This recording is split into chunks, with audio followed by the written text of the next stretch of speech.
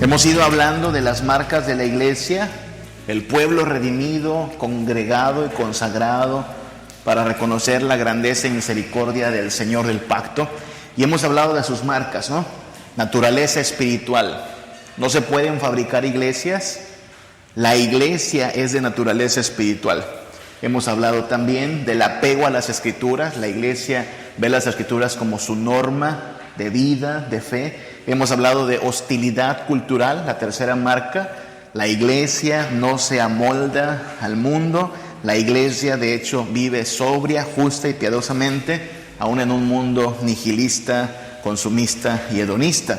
Hemos hablado de una cuarta marca, que es la celebración del pacto, que esta iglesia bienaventurada, que se sabe bienaventurada, celebra continuamente la misericordia y los beneficios de Dios en Cristo, tanto los presentes como los venideros. Ayer hablábamos de la quinta marca, fervor prevaleciente. Como la iglesia permanece, persevera ante toda adversidad, contra toda hostilidad, con toda fidelidad. Ahí vamos, ya solo falta una que veremos hoy y una más que veremos mañana. Naturaleza espiritual, apego a las Escrituras, hostilidad cultural, celebración del pacto, fervor prevaleciente. No son un menú del cual usted pueda decir, bueno, para mi iglesia quiero esta y quiero esta. No, o es el paquete completo o de algo adolecemos. De hecho, están ligadas, ¿no? El Espíritu Santo nos lleva a las Escrituras y las Escrituras nos animan a vivir contraculturalmente, y vivir contraculturalmente nos identifica como comunidad del pacto, y como comunidad del pacto tenemos que prevalecer. Donde una de estas cae, caen las demás también. ¿Cuál es la sexta marca que vamos a considerar? La sexta marca es la unidad fundamental de la iglesia. Unidad fundamental. La iglesia es la congregación de santos que en humildad y tolerancia se mantiene unida como un solo cuerpo en Cristo, sin que nada pueda destruir o usurpar su vínculo de armonía y hermandad espiritual. ¿Sí? Esto es la iglesia en cuanto a su unidad fundamental. En el emblema de la Iglesia Nacional Presbiteriana tenemos 7 estrellas alrededor de la antorcha, según la explicación del artículo 12 de la Constitución de esta denominación. Esas estrellas, 7 estrellas, como las indicadas en el libro de Apocalipsis, que acabamos de leer las iglesias, representan la universalidad de la iglesia en el tiempo y el espacio. Lo afirmamos en nuestro credo, ¿no? Creo en el Espíritu Santo, la Santa Iglesia universal. Ahora, aunque la iglesia de Dios es universal en su composición, es local en su influencia. O dicho de otra forma, ni esperes ser miembro de la iglesia universal si no eres miembro de una iglesia local. Y es más, afirmamos, como lo afirma Almoller, si no eres miembro de una iglesia local, seguramente vas al infierno. Porque separados de la comunidad de la iglesia no hay salvación. Porque así diseñó el Señor las cosas. Los creyentes se congregan, los creyentes se agrupan, se animan unos a otros, pactan. Y necesitamos recobrar esta visión de la iglesia. Muchos hoy la ven como algo opcional. Y muchos no entienden que, bueno, sí, a veces por necesidad tienes que emigrar a otra comunidad, pero hay gente que lo agarra como deporte, andar del tingo al tango en cuanta iglesia se le ocurre visitar. No funciona así. No funciona así. Ahora, ¿a qué nos referimos con unidad fundamental? ¿Okay? ¿Por qué esos términos? Podríamos decir también unidad básica, ¿no? Como pensando en principios de arquitectura o de ingeniería, ¿no? El fundamento importa mucho. Un edificio requiere ser planeado desde el fundamento, porque si no va a haber problemas. La iglesia tiene su unidad en lo fundamental, lo que la sostiene. Es una unidad básica en ese sentido, fundamental. Es una unidad también esencial, ¿sí? Como la Coca-Cola. Yo trabajé en la Coca-Cola un tiempo. No tengo la fórmula, nadie sabe la fórmula, ¿ok? Pero lo que llega cada semana o cada vez que hay una entrega son unos tanques con la esencia de la Coca-Cola. Llega en esencia, ¿sí?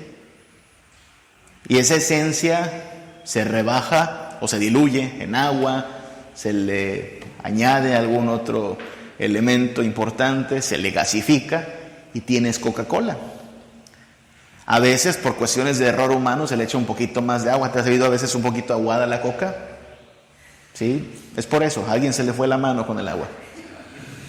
A veces el azúcar, ya sea por los impuestos, hay que poner un poquito más de azúcar artificial que azúcar morena, y eso cambia el sabor un poquito, pero esencialmente es coca, ¿ok? Poquito más de gas, poquito menos de gas, poquito más de Brix, poquito menos de Brix, es coca, esencialmente. Bueno, esa es la idea de unidad esencial. En la esencia estamos unidos.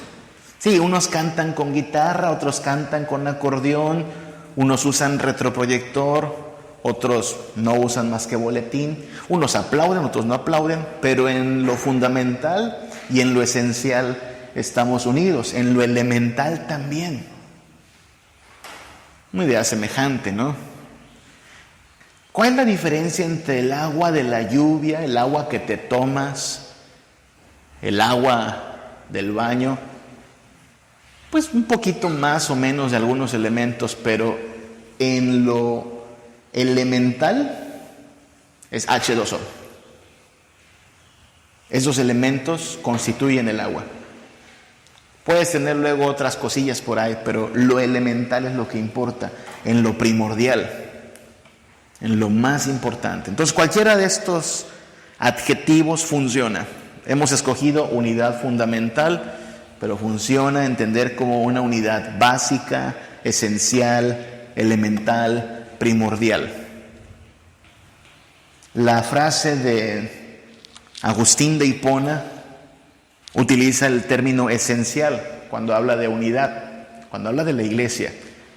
Agustín fue muy sabio cuando dijo, miren, ¿para qué nos peleamos? En lo esencial, mantengamos la unidad. En lo no esencial, tengamos libertad, pero en todo, caridad, es decir, amor. ¿Okay? Creo que es un buen principio, ¿no? ¿Crees en Dios, Padre, Hijo, Espíritu Santo? Bueno, eso es esencial. ¿Crees en salvación solo por gracia, por medio de la fe? ¿Vamos bien? ¿Crees en la corrupción del hombre y la necesidad de salvación en Cristo? Si en lo esencial estamos unidos, puedo tolerar que tú quieras sumergir completamente a alguien para bautizarlo y yo solo aplique un poquito de agua. No es esencial. Creo que mi punto de vista es mejor que el tuyo.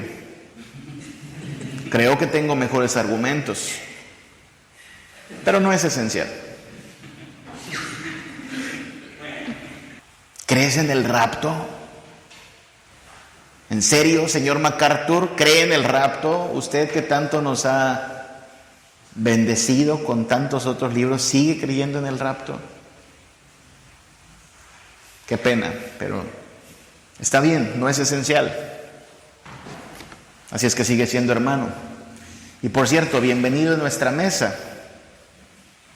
Sabemos que no seríamos bienvenidos en la suya porque quiere gastar mucha agua para el bautismo, pero usted sería bienvenido en nuestra mesa. Somos hermanos, en lo esencial, unidad, en lo no esencial, libertad, pero sobre todo, amor, ¿no? Es un buen principio, ¿sabes? Hablando de la unidad fundamental, establezcamos algunas importantes consideraciones. No se crea ni se destruye. La unidad fundamental de la iglesia no se crea ni se destruye, se guarda. Si tú lees la palabra de Dios, se nos llama a guardar la unidad. No se crea, no se destruye, se guarda. Piensa, por ejemplo, en algo que es análogo a la relación de Cristo con la iglesia. ¿Qué es análogo? El matrimonio. Cuando Pablo habla en Efesios acerca del matrimonio, dice, es un gran misterio, pero yo lo digo respecto de Cristo y la iglesia, que son marido y mujer, una sola carne. Hermano, ¿hay algo que te pueda unir más que eso? O sea, ¿hay un grado mayor de unidad que el ser una sola carne con tu esposa? No hay más. O sea, han llegado al máximo nivel de unidad. Claro, deben cuidar lo que se les ha dado, el matrimonio, un santo llamamiento, una vocación, deben cuidarlo. Pero fuera de eso, no puede haber algo así como que nos falta unidad, dice el matrimonio, ¿no? No, es que ya están unidos. Son una sola carne, ¿qué podría unirlos más? Claro, hablo de cuando las cosas se hacen bien, ¿no? Cuando ambas personas creen en Cristo, se rinden a Cristo, construyen un hogar en Cristo, ellos están unidos. Pero ya sabes, las ideas de nuestra cultura, ideas equivocadas, y piensan que un bebé nos va a unir más.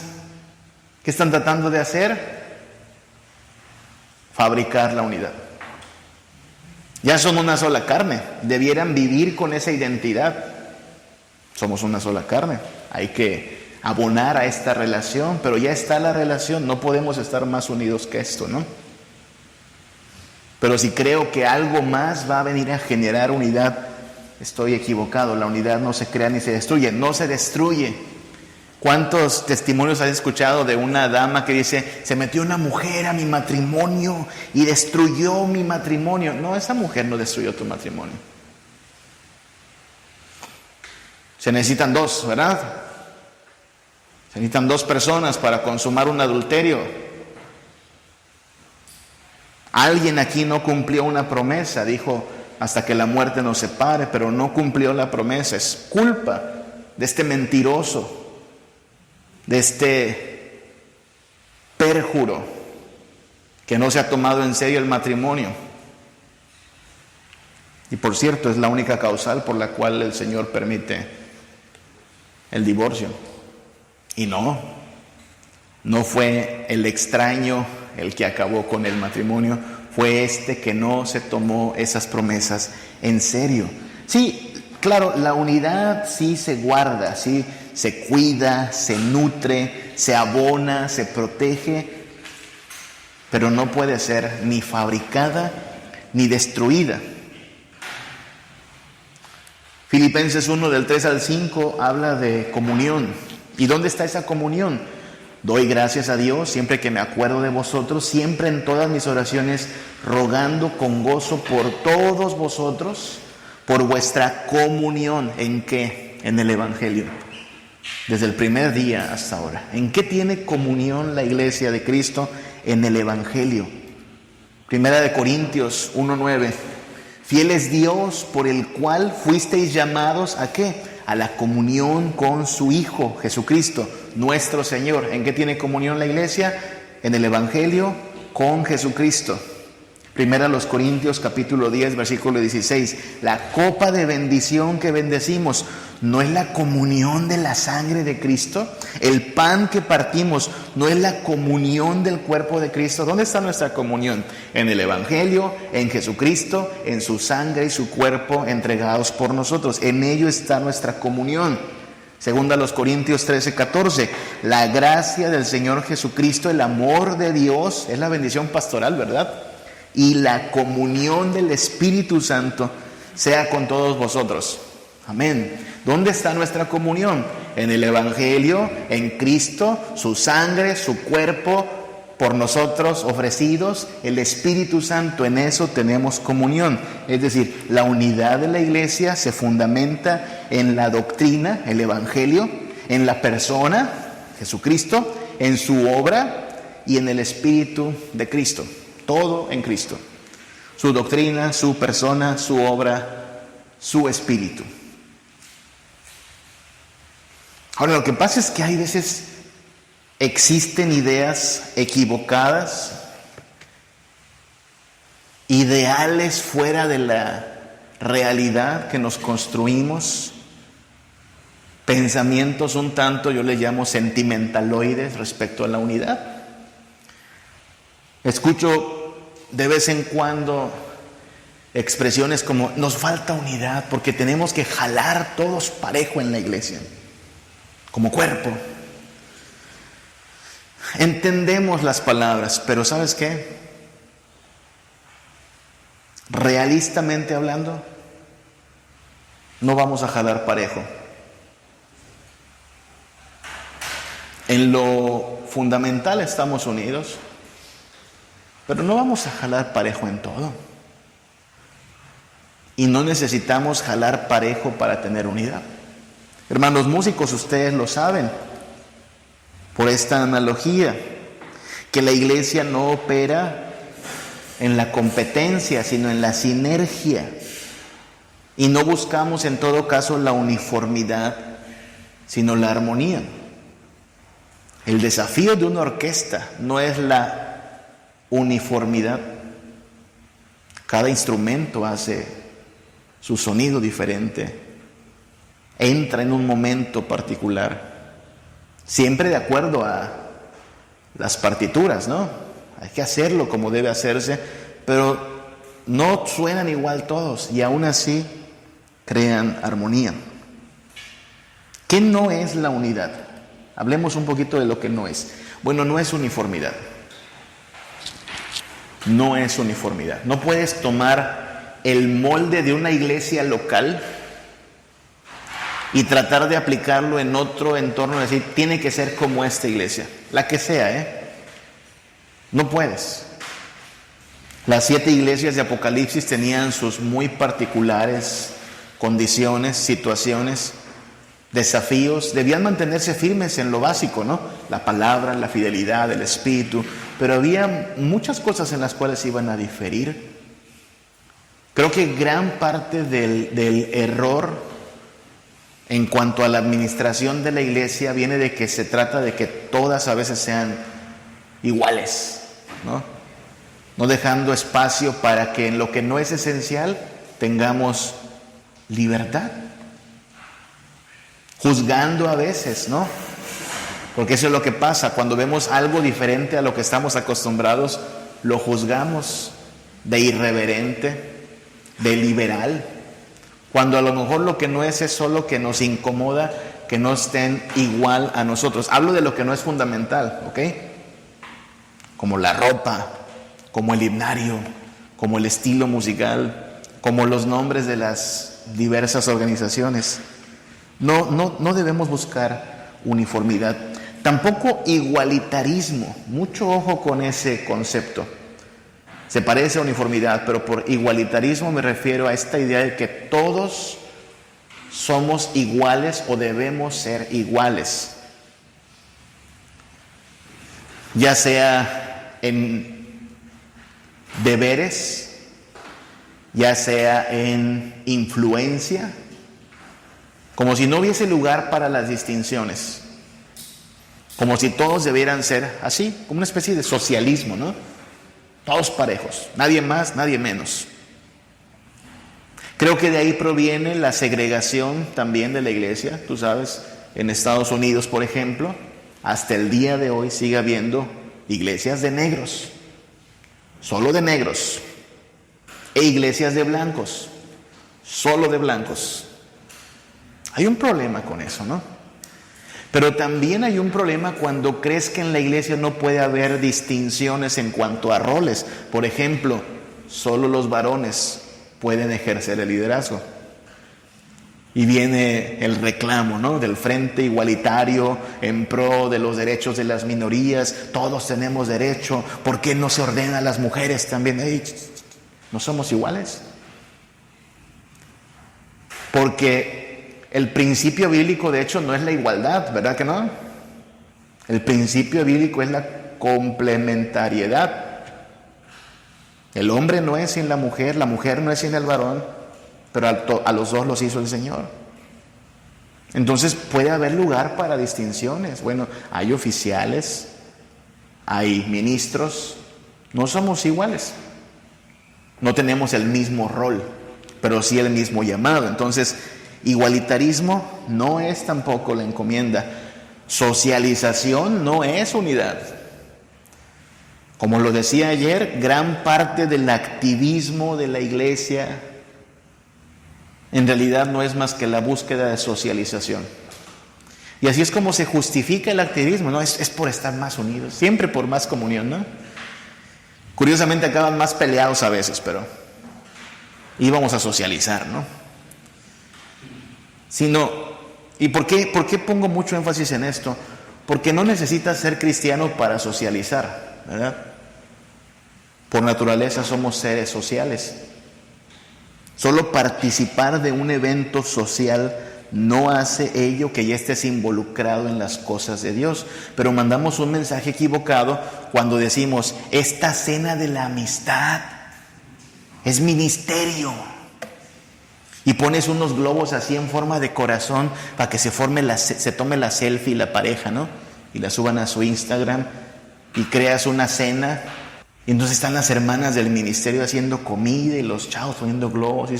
Y le decimos al pastor, una reflexioncita, ¿no? 15 minutos, porque antes hay unas dinámicas y la gente quiere cenar, ¿no? 15 minutos del amor y la amistad, ¿no? Oye, si tú me invitas a un evento así y gratis, está muy chévere. Y puedo ir y jugar y cenar, por supuesto, y tomarme la selfie. El pastor ingenuamente va a decir, wow, funcionó el ministerio. La gente está llegando. No, solo les diste un entorno para socializar. No creo que esos 15 minutitos de verdad vayan a hacer la gran diferencia. Es socializar. No necesitas ser cristiano para eso. Pueden seguirlo justificando tanto como quieran. A 150 años de antigüedad, ya podemos decir que no ha funcionado en el pasado. No sé por qué, haciendo lo mismo, esperamos diferentes resultados. Unidad no es socializar. No es tampoco complicidad. Hay comunidades locales donde no se ejecutan las disciplinas, por ejemplo, con tal de no dañar la unidad de la iglesia. Hazme el favor, ¿has oído eso? No, hermano, es que si lo decimos, la gente se va a decepcionar. ¿Se va a decepcionar de quién? Pues de ver que estas cosas pasan en la iglesia. ¿Y quién les dijo que no pasaban? El pecado debe ser reprendido. De hecho, va a mandar el mensaje correcto, ¿no? Que esto no es solo para ser cristiano de dicho y no de hecho. Por eso debemos exhortarnos. Pero muchas veces, en nombre de la unidad, se sonsaca el pecado, o al menos se acalla, y nos volvemos cómplices. ¿Te das cuenta de cómo hemos equivocado el rumbo? No es codependencia tampoco. No es que amo tanto a esta gente, quiero tanto a esta gente, me la paso tan bien con esta gente, que el día que alguien se vaya, ya no es igual, ya no. Se perdió la unidad porque se fue. Eso es codependencia, hermano. Y recuerda lo que dice Jeremías, maldito el hombre que confía en el hombre. No podemos depender de nuestras relaciones, son una bendición,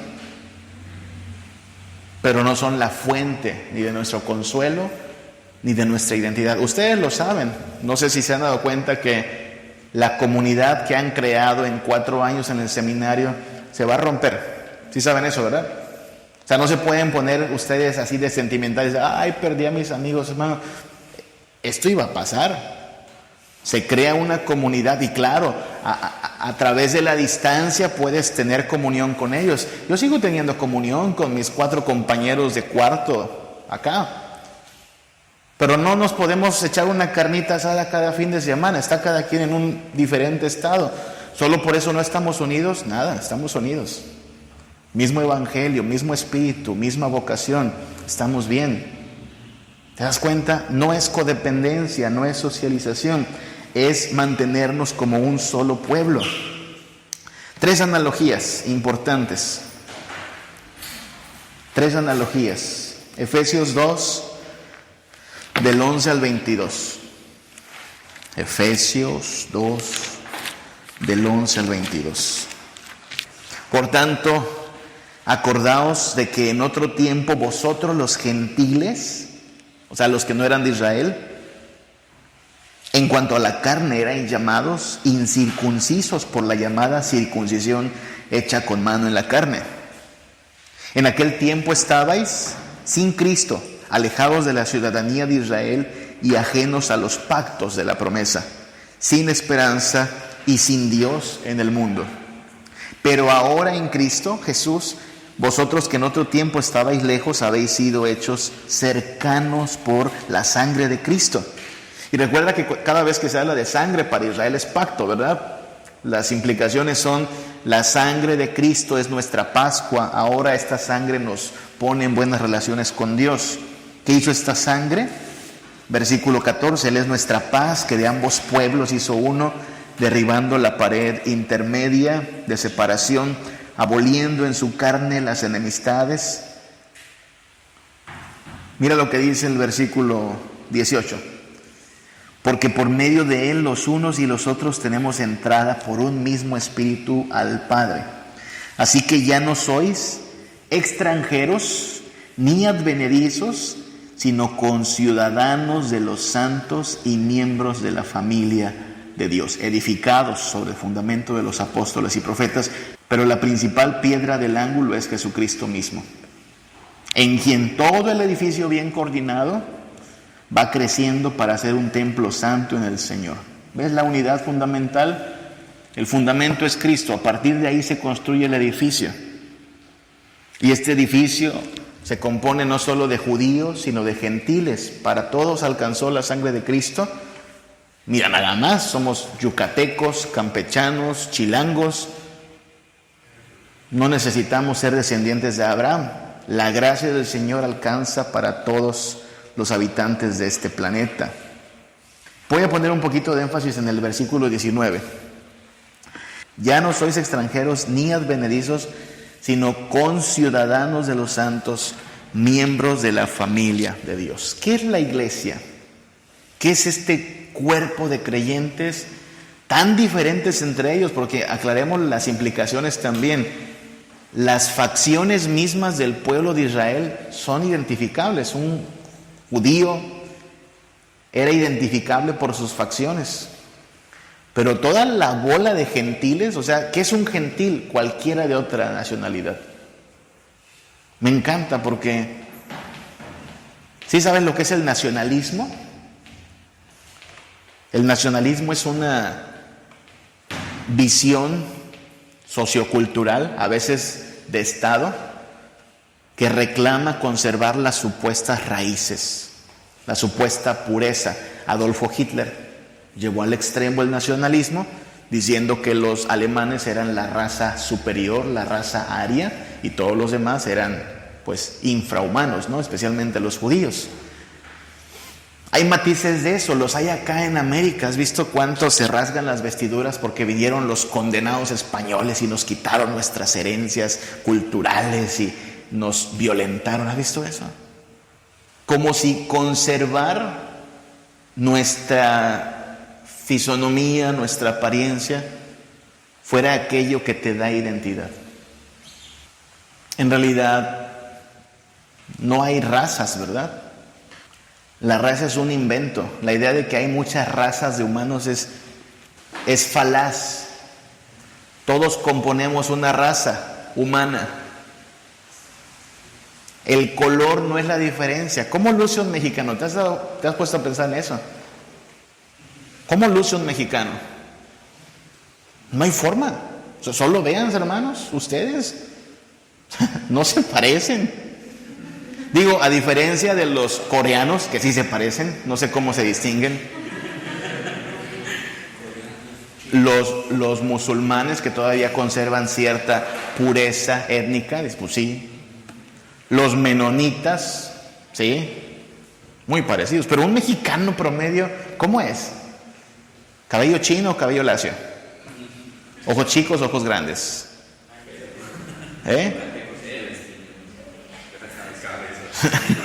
Pero cada vez menos. Sí, entiendo. Fíjate, Yucatán era un estado muy cerrado todavía. Hace unas décadas. Todavía hace unas décadas, si tú llegabas de fuera a una colonia cualquiera, te veían como extraño y dudaban de ti. Eres un guache. En términos yucatequísticos, los guaches. Y cuando oímos que andan asaltando, que andan robando, esos son los de fuera. Ellos vienen con sus costumbres. Por eso ya que no vengan, ¿te das cuenta? Pero de pronto Yucatán, al fin y al cabo, se convirtió en la capital del país, ¿no? Mucha gente quiere venir acá y ha empezado a aprender que pues no puede cerrarse, ¿no? No puedes pedir visa yucateca. Y de pronto estamos viendo mestizaje, porque cada vez más es la gente que viene y se casa por acá, como yo, ¿no? Y entonces ya tienes enanos, cabezones, pero que hablan un poquito como norteños, ¿no? Mestizaje se llama. Y está bien que suceda. Estados Unidos, recuerden que Estados Unidos es un experimento de nación, fundado como un experimento de nación. Pasó lo mismo. ¿Cómo luce un estadounidense, hermanos? No hay. Eso que tú dices, alto güero, es un estereotipo. Porque todos los días hay gente que recibe ciudadanía estadounidense. No importa si vienes de Corea, de Francia, de Inglaterra, de México, asume la ciudadanía. Y en esa ciudadanía tienes todos los privilegios de ser ciudadano de ese país. Es racista, porque sí los hay. El que dice, no pareces estadounidense, ¿no? Pareces más latino. No ha entendido que la ciudadanía es un asunto que trasciende tu apariencia, tu lengua incluso. Fíjate cómo la iglesia se compone, como dice Apocalipsis, de gente de toda lengua y nación, que en todos los lugares del señorío de Cristo alaban a este Rey. No hay un estándar, pero todos son ciudadanos. ¿Qué es la iglesia en ese sentido? Bueno, la iglesia es la embajada del reino. Es una embajada.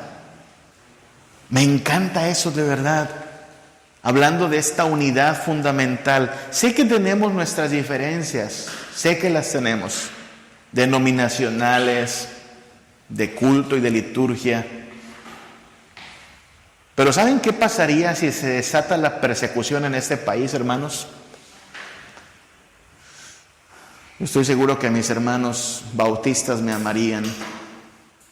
No pondrían nuestras diferencias doctrinales como una motivación para no darme asilo.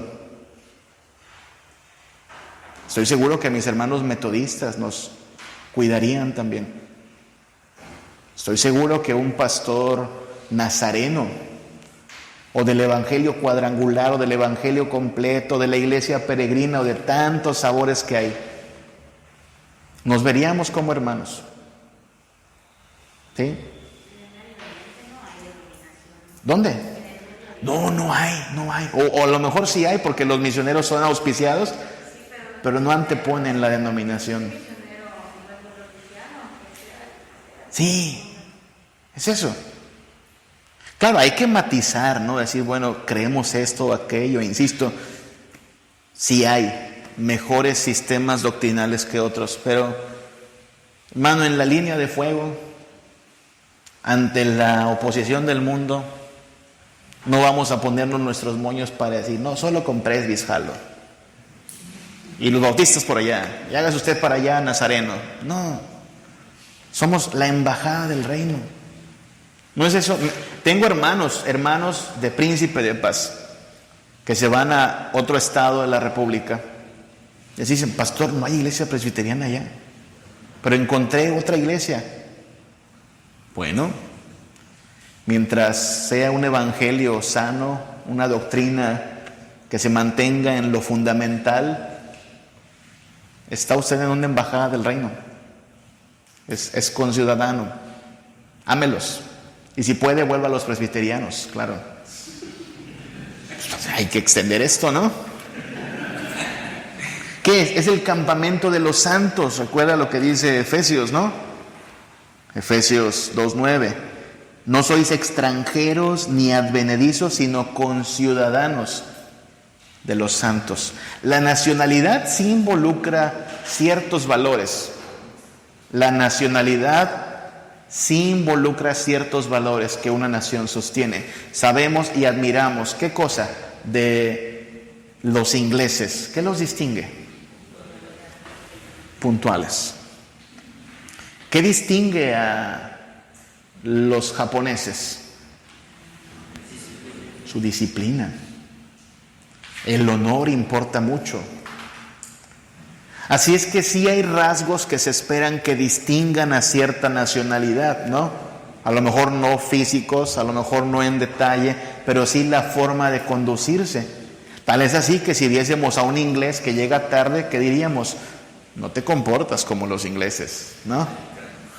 Que si viésemos a un japonés que hace las cosas al y se va, diríamos, como que no aprendiste los principios de tu nación, ¿no? Pues bien, el principio de la nación de Dios es la santidad. Dios es santo, el pueblo debe ser santo. Si alguien no vive en santidad, no se está comportando como se espera en esta nación. ¿Te das cuenta?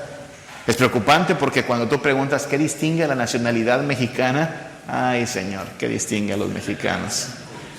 La corrupción. Tristemente tenemos mucho que hacer allí.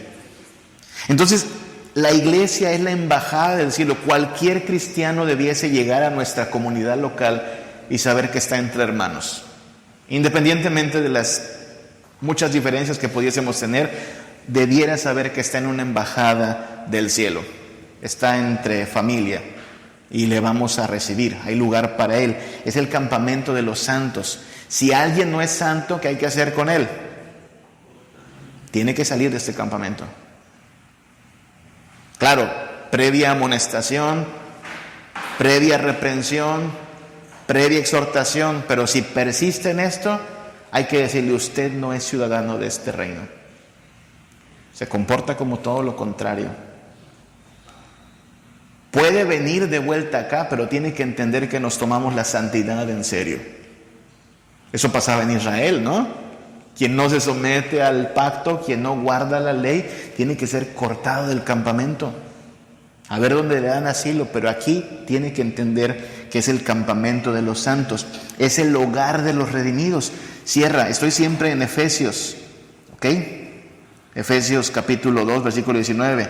Ya no sois extranjeros ni advenedizos, sino conciudadanos de los santos y miembros de la familia de Dios.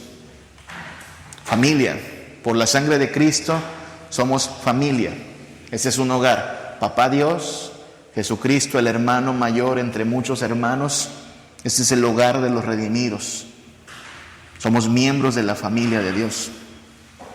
Al pensar en la iglesia debemos pensar en esas tres analogías, ¿no?